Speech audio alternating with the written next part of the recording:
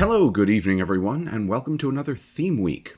This one we are going to be talking about underdogs, and specifically prototypes, because frankly there are enough interesting underdog racers to fill a month or more of content, but we have to pace ourselves in some way. So, we'll have 6 videos in total this week, 5 prototypes and a combo breaker, with the proverbial digital cookie available for whoever first guesses which day we'll have our combo breaker, or 2 for whoever guesses what that combo breaker will be. Again, no apologies for the bad puns. Y'all are watching these videos for some reason, and that's all I have to say about that.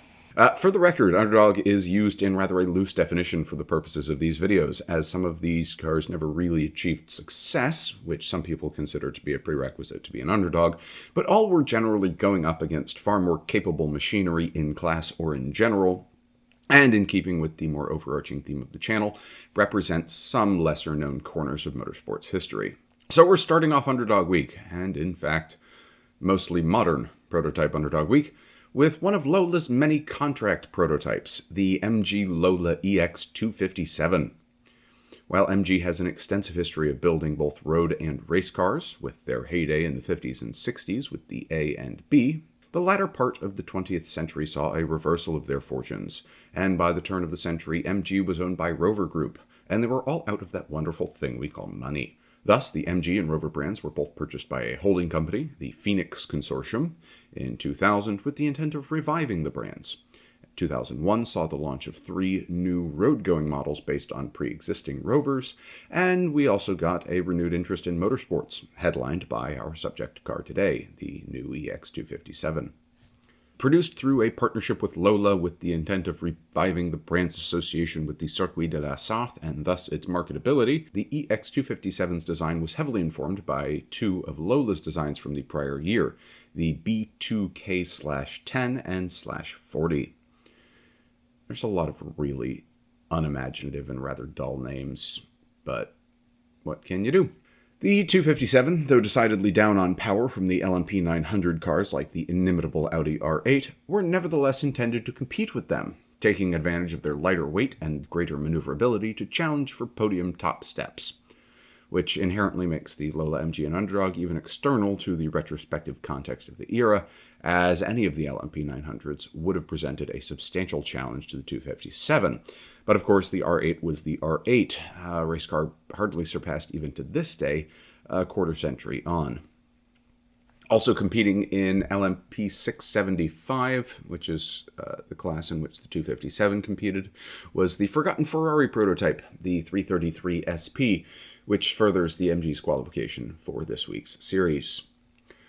Lola took their previous experience in prototype design and reworked their carbon fiber monocoque to fit a mid-mounted, advanced engine research-built version of MG's 2-liter straight 4, which, with a Garrett turbocharger and the ACO-mandated air restrictors, produced 500 horsepower and an undefined number of torques, good for a top speed of around 305 kph or 190 miles an hour. The car borrowed Lola's 6-speed sequential box to send power to the rear wheels, with carbon brakes and double wishbone suspension on all 4 corners. LMP675s were allowed to run at a lower weight than the LMP 900s, with a convenient weight minimum of 675 kgs, and the EX257 came in just over this, at 690 kilos, or about 1,520 pounds. There are no points for guessing what the minimum weight of LMP 900 was.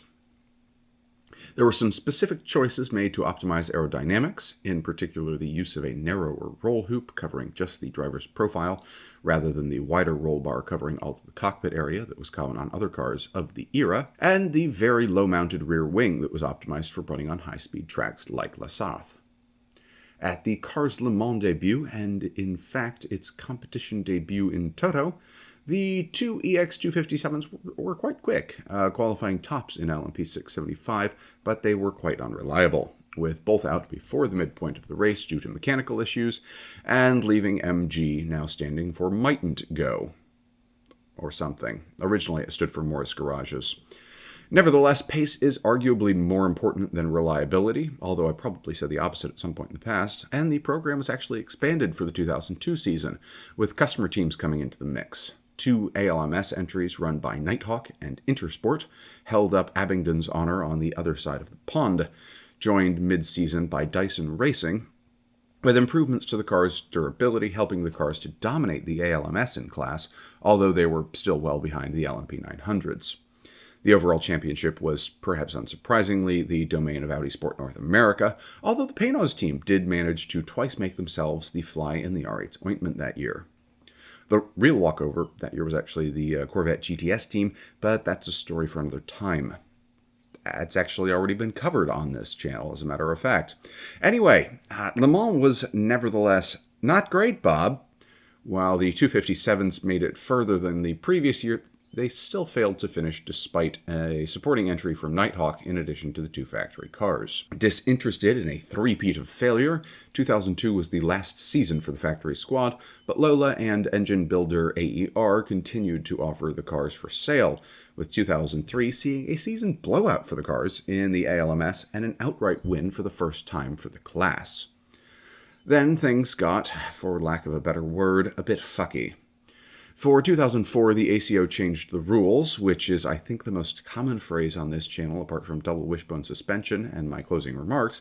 And now the MG was running in the new LMP1 class, right there with the R8s, the Courage now Pescarolo C60s, and anyone else foolish enough to challenge Audi's growing indomitability in the top prototype class.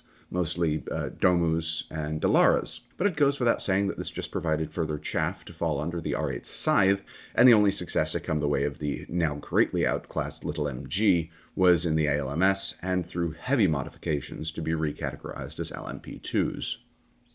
The next few years saw a smattering of victories on both sides of the Atlantic, and it took the successor MG EX257 to take victory in class at Le Mans, coming in 2005 and 2006 in LMP2, with both years seeing victory go to the Ray Malik Privateer team, the lowest place class winner in 2005, and still behind all three of the top GT1s in 06.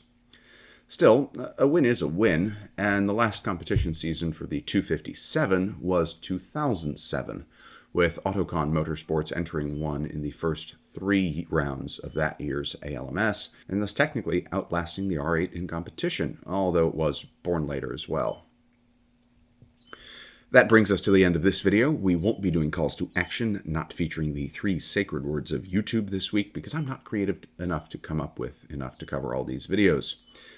Anyway, that just leaves it for me to say, as always, thank you for your time this evening, or whenever and wherever you are watching, and to wish you all a good night and a see you tomorrow.